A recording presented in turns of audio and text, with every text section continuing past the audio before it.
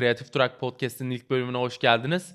Bu podcast'imizde sizlerle birlikte içerik üreticileri ne üretiyor, neler üretecekler ve bu ekosistemde neler konuşuluyor bunlardan bahsedeceğiz. Ve ilk konuğumuz Hamza, namı değer Japon Hamza ile birlikteyiz. Hoş geldin Hamza. Hoş bulduk. Nasılsın, iyisin inşallah? Şükür sizleri sormalı. Biz deyiz çok şükür. Podcast'imizin ilk konusun. Nasıl hissediyorsun? Aynı zamanda benim de ilk podcast'im. Gayet güzel, gayet mükemmel. Süper. O zaman acemiliğimizi birlikte atacağız inşallah, diyelim. Ben şimdi direkt başlayayım. Bu podcast'imiz zaten içerik üreticilerinin neler yaptığı, neler yapacağı, bu piyasanın nasıl olduğuna dair sorularla ilgili bazı sorularımız olacak. İlk sorum şu şekilde.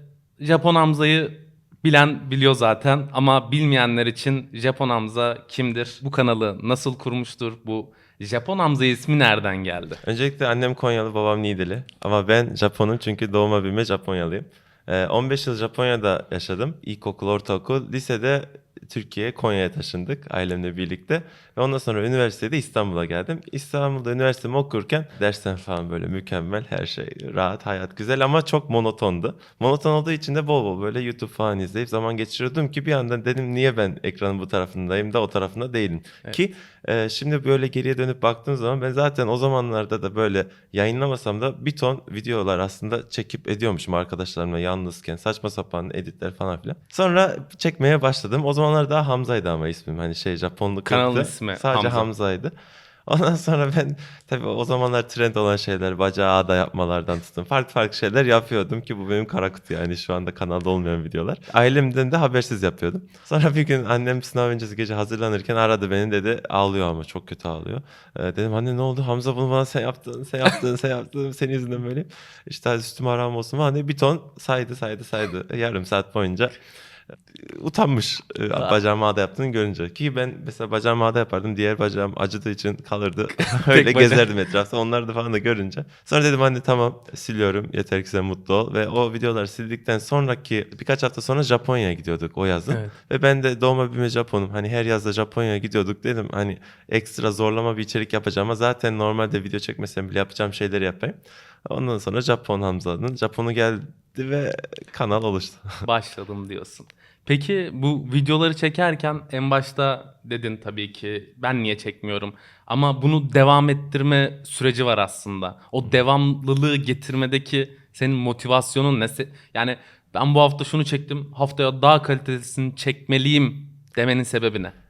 Ben üretmeyi seviyorum. Hani bu sadece videoyla kısıtlı değil. Herhangi bir şey üretmeyi seviyorum. Hani kağıttan da bir şeyler üretirim. Sesle de bir şeyler, hani müzik anlamında, Evet. video anlamında da. Sketch, YouTube, vlog, hani her türlü. Ben parodi müzikler falan yapıyordum mesela Japon Hamza'nın o Japon olmadan önce falan. Yani sevdiğim bir şey olduğu için bir devam ediyor. Etti yani, hala da ediyor. İkincisi, kendimi geliştirebileceğim yeni bir alan keşfetmiş oldum. Çünkü ben edit konusunda sıfırdım, kameralar konusunda sıfırdım, her şey konusunda sıfırdım ama yaptıkça bunu da yapabiliyormuş. Şunu, o öyle yapmış, o zaman ben de bunu ekleyeyim demek benim hoşuma gidiyor. Yani kendimi geliştirdiğimi görmek. Hani orada abone sayısından çok kendim eğer videomda tatmin oluyorsam ve bir sonraki videom bir öncekinden daha iyi geliyorsa bu bana zevk veren bir şeydi. Evet. Derken. Ve bunun da tabii ki karşılığı oluyor izleyenler tarafında. O da bir Aynen. Ve o insanı gaza zaten, getirme şeyini belli bir yerden sonra mesajlar artık hani hepsine yetişemeyecek kadar oluyor ve onun böyle tanımlanacak bir şeydi yani. Gerçekten güzel bir şey. süper. Peki sen şu anda üniversiteden zaten yeni mezun oldun. Aynen. Bu üniversitede okuduğun bölümle bunun hiç alakası var mıydı ya da bağdaştırdığın bir kısım var mı? Ben tıpçı olmak istiyordum aslında. 3 sene ben aslında sayısalım mükemmel. Coğrafyadan da sadece 2 net yaptım. Üniversite sınavında hani geziyorum falan filan ama masa başı ve monoton bir düzene uymadığımı düşünüyordum hep. Evet. Ama hani olur ya, oğlum tıpçı olsun, kızım tıpçı olsun falan. O şeyle bir 3 sene baskı altındaydım. Son sene dedim ben hani sevmediğim bir şey için ekstra bir 6 yıl daha sonra işte bilmem kaç yıl uğraşmak istemiyorum. İşletme okuyacağım. Yani daha önü açık, böyle kendini geliştirebileceğim bir alan olarak görüyordum. Peki lafını balla böldüm. İşletmeyi seviyorum dedin mi bitirdikten sonra? Şöyle, ben işletmede de pazarlama okudum özellikle. Ve pazarlama hoşuma gidiyordu gerçekten. Eyvallah. Bir de girişimcilik, onda işte ilerleyen günlerde bakacağız, yani aklımda birkaç şey var. Hani kendi istediğim alanda yöneldiğim için seviyorum. Yoksa ekonomidir, finanstır. Hatta ben Yandal'a başladım. İkinci gün sildim Yandal'ı. Çünkü bir ders girdim, dedim bu bana göre değil. Hangi Hani alandaydı yandan? finans. Finans. Yani işletme, pazarlama, yanında finans yapıyordum. Bu Şimdi YouTube kanalıyla şeyi var mı peki? Yani onu girişimciliğe yani bağlayıp. girişimci, pazarlama, şimdi kendim pazarlıyorum. Ben öyle görüyorum. Süper.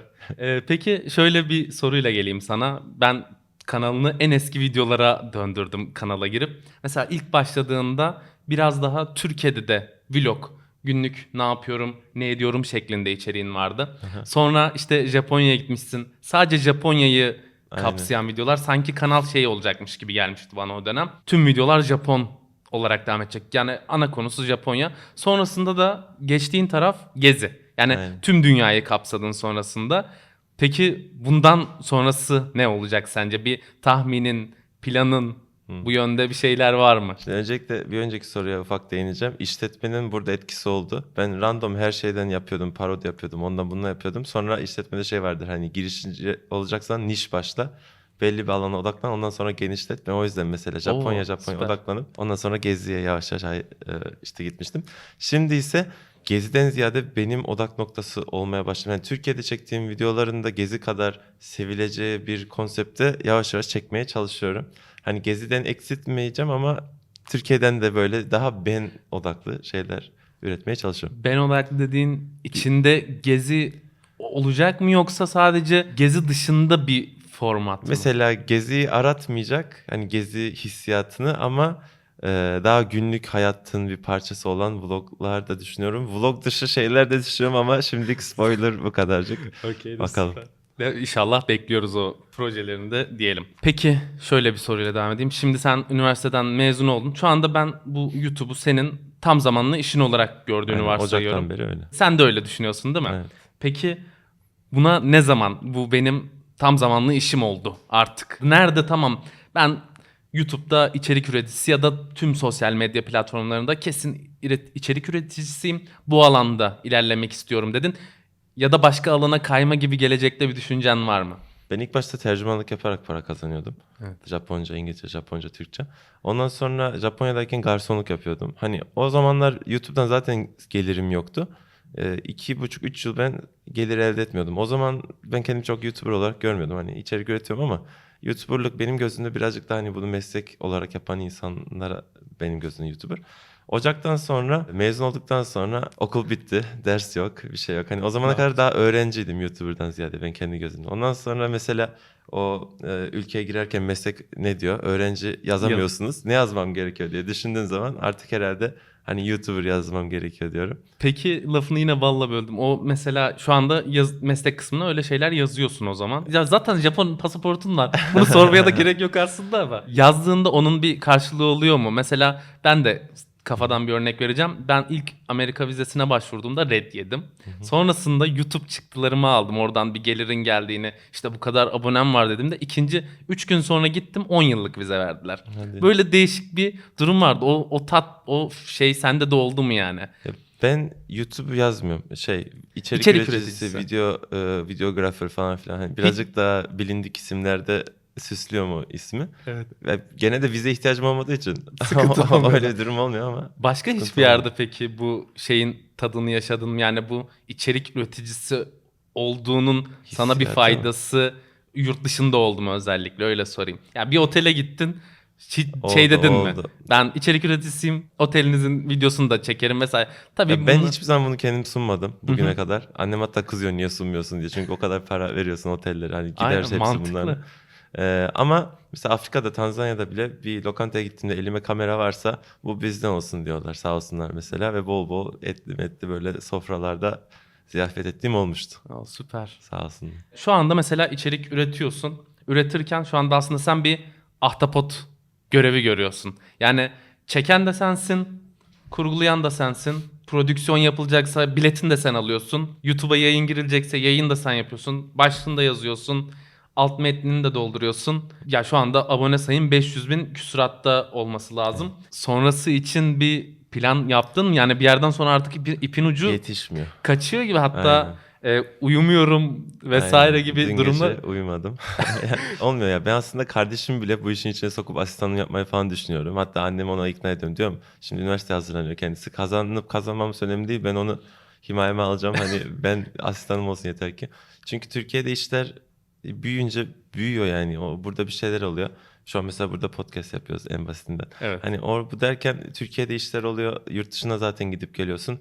Kurgusuna mı yetişeceksin, gezinin planlamasına mı? Ve bunlar hani video olarak 15-20 belki 25 dakika yani yarım saat olsun da izleyip bitirilen şeyler ama bunun öncesinde bir çile var yani Evet. yok var İnsanlar yani. o tarafı hiç görmüyor aslında. Mesela senin videolarını izlerken fark etmiştim. Bilet alıyorsun, bir şeyden dolayı yanıyor. Bilet alıyorsun, bir şeyden dolayı yanıyor. Sen aslında orada günlerin, haftaların gidiyor Aynen. aslında. Ama insanlar video gelince senin 2 cümlenle Aynen. geçilip gidiliyor. Mesela o geçiş var bir hafta sonra. Yani orada bir saniyede geçen bir geçiş ama ben orada gerçekten bir hafta boyunca o koşturuyorum, bilet buluyorum, kalacak yer ayarlıyorum, iptal oluyor, bir daha ayarlıyorum, polislerle kavga şu bu hani bayağı bir şey var. O yüzden ekipleşmenin şöyle bir şey sıkıntısı var. Sonuçta şu an her şey kontrol bende ya. Evet. Kontrol benden çıktığı zaman yine Japon Hamza'nın o tadını bozmayacak bir şekilde devam edebilmem lazım diye düşünüyorum. Yani Şu an aslında onu yaşıyorum birazcık. aslında o kurguya illaki senin de girip o tadı Aynen. vermem. O bende de oluyor ama bir yerden sonra bence tutturabilirsin. Yani Bak. büyümen herkesin adına güzel olur. İzleyiciler de İnşallah emin ol bakalım. içerikleri daha fazla istiyordur. Peki sıradaki sorum şu. Şimdi yavaş yavaş 500 binin üstüne çıktıkça hatta 100 binlerde de olmuş olabilir. Bir tanınırlık meydana geliyor ister istemez. En başlarda bu şey oluyor. İzlenme sayısı olarak görüyorsun ve yorumlar geliyor. Ama bu insanları direkt böyle göremediğin için bir havada kalma durumu oluyor. Yani bir fark etmiyorsun. Ama şu anda yani yola çıktığında biri seni durdurup Japon Hamza ya da uzaktan bağırıp Japon Hamza deyip gel fotoğraf çekinelim diyen oluyor mu? Yani onu ne zaman fark ettin? Bir üne kavuştuğunu. Özellikle ben çünkü yurt dışında oluyorum genelde. Hani ve yurt dışındayken tabii takipçi sayım artıyor. Evet. Hani hissetmiyorsun. Orada yani hiçbir şey hissetmiyorsun. Ama geldiğim anda özellikle son Afrika videolarından sonra Şubat, Mart gibi 2021'in bir yükseliş yakalamıştım ve döndükten sonra iner inmez direkt havaalanında mesela hatta uçaktaki hostes tanıdı. Ondan sonra varıyorsunuz tanıyor. Yürüyorsunuz tanıyor. Arkadaşlarınız tanıyor. Mesela kafede story çekiyoruz. Eskiden hiç düşünmezdim. Arkada kafenin logosu çıkmış. Çocuk arkamıza gelmiş mesela bir arkadaş. Orada bir şey ısmarlamış. Bizi dinliyormuş. Bir de bana da beni tanıdığını bile Arka söylemiyor. masaya oturup Arka dinliyor. masaya oturup dinliyormuş. Sonra Hamza abi ben aslında seni tanıyorum diyor. Ya diyorum tamam tanı da. Ya hani, o kadar. en azından selam ver falan. Hani böyle şeyler yaşandıkça bir şeyler Bu konuda hissediyorsunuz. bu hikaye dışında hiç böyle yaşadığın ilginç. Yani arka masaya gelip dinliyor Aynen olması dinlemesi çok biraz korkunç ama Evet. yani sağ olsun gelmiş de öyle şeyler oluyor. Ya da şey bazen sıkıntı oluyor. Mesela o seviyeye geldiğinde ben hani bir tık böyle ya böyle ne bileyim ünlü moduna girmek istemiyorum ama mesela bir tartışma değildi. Bir arkadaşla bir dertleşiyorduk. İşte suratım bir tık asık böyle şey. Ondan sonra bir işte birisi geliyor. Japon Amsterdam resim çekinebilir miyiz diyor. Ya bir saniye diyorum hani şu an şey değilim ama diyor ben seni ne zaman göreceğim bir daha diyorum. O da haklı. Öyle olduğu zaman mesela gülmeye çalışıyorsun. İlk defa mesela fake gülüşü orada yapmıştım ben. Öyle bir şey olduğunda falan oluyor. Peki şöyle bir soruyla devam edeyim. Bu videoları yayınlıyorsun. Videoları yayınlarken içinden geçiriyorsun. Bu video tutar veya tutmaz dediğin ama tutar dedip de hiç izlenmeyen ya da tutmaz deyip ya bu 100 binde kalır. Ama 1,5 milyon izleniyor mesela. Böyle videoların var mı aklına gelen? Var. Mesela. Eskiden video yaparken mesela her hafta atmaya çalışıyordum ve bir hafta videom kalmadığı için ya da sırf hani o atayım diye Japonya hakkında sallıyorum tutuyorum böyle bir şeyler söylüyordum. Hani Japonya'nın kötü yanları diye bir video hatta. Kötü yanları bile değil aslında ama hani ben biraz saçmalıyorum orada. Amaç orada video çıksın. Boş video ama hani yeter ki video atayım. Sonra bir izlendi. Millet eleştiriyor hani o hani sallanmışsın, boşu boşuna şey yapmışsın. Benim ama orada amacım hani izlensin değildi. Yeter ki video çıksın modundaydım. Ama izleniyor ve insanlar beni o videoyla ilk hatta patlayan videolarda. Onunla tanıyınca bir kötü bir hani etkisi de olmadı. oldum mesela. Ama onun dışında mesela Fethiye arkadaşlarla tatile gittik. Allah var GoPro mu, drone mu, iki farklı ana kamera mı her türlü çekimi ve hani yakın arkadaşlar olduğu için samimiyet deseniz de var. Her şey bir haftalık 5 günü böyle bir videoya toplamıştım ve benim şahsen yaptığım en sevdiğim videolardandı. Müziğiyle, kurgusuyla. Ama hala 100 bin izlenme gelmedi herhalde. Şu anda bile kanalda en az izlenen video ve ne kadar oldu En yani. çok emek harcadığın En çok videolardan emek biri harcadığım aslında. videolar. Peki şöyle bir soruyla devam edelim. YouTube'da varsın Ama şimdi mesela TikTok'u örnek alalım. TikTok bu senenin en çok indirilen uygulaması aslında. YouTube'da buna özenerek hatta Shorts özelliğini çıkarttı. YouTube dışında da içerik çıkmayı planladığın platformlar var mı? Mesela Instagram'da da Reels paylaşıyorsun galiba. Onun gibi TikTok ya da ne bileyim sallıyorum Reddit ya da Discord'da bir topluluk oluşturma düşüncen vesaire var mı? Ya da bir ekip oluşturayım ondan sonra mı bu tarafa gireyim düşüncen var mı? Ya benim arkadaş sayfam çok kafa ve onlarla bir podcast yapmak istiyorum. Hani Evet. gerçekten insanlar sağ olsun benim mesela sohbetim muhabbetimi en azından yorumlarda beğendiklerini söylüyorlar. Ama benim arkadaşlar tanısalar hani ben onların yanında fıs kalırım. O yüzden onları çok dahil etmek istiyorum. Ama işte bakalım bir şeyler düşünüyoruz. TikTok'ta ben biraz geç kaldım. Orada yokum. Eklesem mi mesela Reels'leri TikTok'a mı koysam falan diye düşünmedim değil. Ama bugün hatta daha bu sabah gelmeden buraya sordum YouTube'da community kısmında. Arkadaşlar shorts paylaşayım, nasıl shortslar paylaşayım falan filan diye. Tepki iyi gibiydi. Büyük ihtimalle orada bir Başlayacağım şeyler diyorsun başlayacağım dikeye gibi de. duruyor. Yani. Ya çünkü ya YouTube'da ünlü olmanın bir şeyi vardı. Aşamaları. İşte 50 bine, 10 bine ulaşırsın, 1000'e ulaşırsın, 100 bin, 1 milyon. Ya TikTok'ta bir günde 100 bin rakamın şey yok yani. Bir limit yok. Bir günde 1 milyon da olabiliyor insanlar. O TikTok'un değişik bir algoritması var. 3 tane videon patladığı an fenomensin. Bitti. Yani YouTube gibi belli bir süreci yok aslında. O yüzden bana oralara da girersen daha hızlı Daha etkileşim, daha zeki ve fazla mantıklı. kişiye ulaşım sağlayabilirsin gibi geliyor. Ve şöyle bir soruyla devam. Bu soru ilginç bir soru. Tüm kanalındaki videoları düşünürsek. Tüm videolarını bir şey oldu. Yani hiç hesaplamadığın hepsini silmen gerekiyor. Ve geriye sadece tek video bırakabiliyorsun bu kanalda. O video hangi videoları? Benim için gezme şeyinin başladığı video özellikle Hindistan videosuydu. Orada hatta video biraz şey ama asit saldırısına maruz kalan kadınlar hakkında. O hem benim yani ilk yarısı çok eğlendiğim bir kısım, ikinci yarısı da benim için çok anlamlı olan bir video. Ve hatta hani beni patlatan videolardan öyle olunca hem hani Anısı, farklı bir anısı da var. manevi değeri de var. Manevi, maddi her türlü değeri olduğu için herhalde o derdim yani. Süper. Ama o olmasaydı köydeki akrabalarıma wasabi yediriyorum. O video kalsın isterdim. Peki şöyle bir soruyla devam edelim. Bu yolda yaşadığın hikayeler var. Mesela bu asit olayını orada zaten planlayarak gitmemişsindir.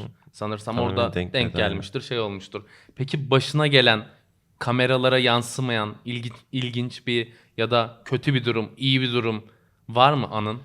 Polis olayları genelde öyle oluyor. Hani ben videoda of ya polise sorgulandım diye geçiyorum ama o 2 saat sorguya çekiliyorum ve sorguda mesela copla ittiriyorlar, şey yapıyorlar falan. Baya birazcık hırpalıyorlar ya. Çok yansıtmamaya çalışıyorum. Çünkü ben insanları geziden de soğutmak istemiyorum. Ama böyle bir yönü de var. Hani özellikle bir de benim Japon pasaportu ya. Yüzüm Türk, ismim Hamza, Arap Türk. Japon pasaportu, şeyde damga da çok. Direkt ajan muamelesi görüyorum. Ve hani o konuda bayağı sıkıntı çekiyorum. Ben bunu yansıtıyorum aslında ama yeteri kadar Al- yansıttığımı hiç düşünmüyorum yani. Alt metnini vermiyorsun. Sadece Aynen. kabaca gösterip Kabaca geçiyorsun gösteriyorum. Yani aslında. yaşamadan anlaşılmayacak şeyler. Aynen. Güzel olarak güzel çok ya. Hani şimdi Hepsi bir aslında tanesi güzel. hemen. Hepsi güzel. Hatta yansıdığından çok çok daha güzeldir de işte yansıtabildiğimiz kadar. Peki bu güzel demişken bugüne kadar kaç ülkeye gittin? Hatırlıyor musun? 15-16 o civar. Peki 15-16 ülke arasında böyle şimdi bizi izleyen ya da dinleyen kişilere şuraya kesin gidin. Kesin Tanzanya'ya gidin. Tanzanya. Bence Türkiye'de Afrika'ya karşı bir ön yargı var haklı olarak. Çünkü Afrika deyince sadece bu su kuyularıdır. İşte yoklukta açlık çeken insanlardır o yansıtılıyor ya da işte savaş vesaire. Evet. Ama Afrika mesela Tanzanya tam bir cennet. Hani Maldivleri falan bence sollar geçer. Her şeyle Tanzanya'yı ben ikinci kez gittim. Üçüncü kez yine düşünüyorum. Hani istiyorum yani.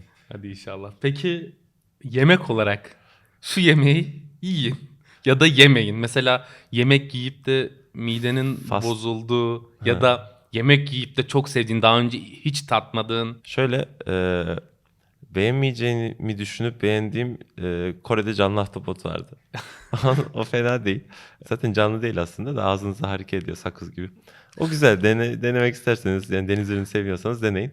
Fas'ta salyangoz denedim. O çok kötüydü. Onu hiç denemeyin. Onun dışında Tanzanya'nın böyle patates yerine muzla yaptıkları yemekler var. Tamam mı? Afrika'da böyle şeyler var. O mükemmel. Bir de sosuyla falan. Bir de Tanzanya'da et çok güzel Afrika'da. Eğer et yiyorsanız onları tavsiye ederim. Japonya'da onigiri var. Benim en sevdiğim yemek. Yosun içinde, pirinç içinde, ton balık mayonez. nasıl yapıldığını falan da birçok kez gösteririm aslında kanalda ama bizzat Japonya'ya giderseniz Japonya'nın sushisini ve onu yemelerini kesinlikle tavsiye O ederim. zaman inşallah bir gün hep beraber yiyelim diye. İnşallah inşallah. Peki şimdi benim başka sorum kalmadı aslında. Son olarak şimdi aslında bu içerik üreticilerinin katıldığı program olduğu için ve sen de belli bir kitleye ulaşmış birisin.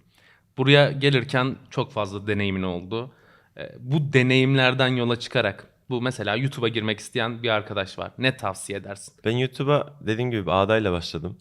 Ve saçma yani şimdi dönüp Herkes bir baktığımda- bacağını ağdalayarak başlasın. Herkes bir hani şey mantığı var bence ki bende de vardı. Saçmalayınca komik oluyor, saçmalayınca tutuyor falan filan. Tamam belki tutar ama niş ya işletmeci olarak konuşuyorum şimdi ama Olsun, benim hiç kendi kanalımı büyüdüğüne inandığım şey niş başlayıp ondan sonra genişlemekti. Hani illa orijinal, süper orijinal bir şey yapmanıza gerek yok ama herhangi mesela Cezene Burak ne yapıyor? Gülüyor yemek yaparken ama o gülüşüyle ünlendi mesela.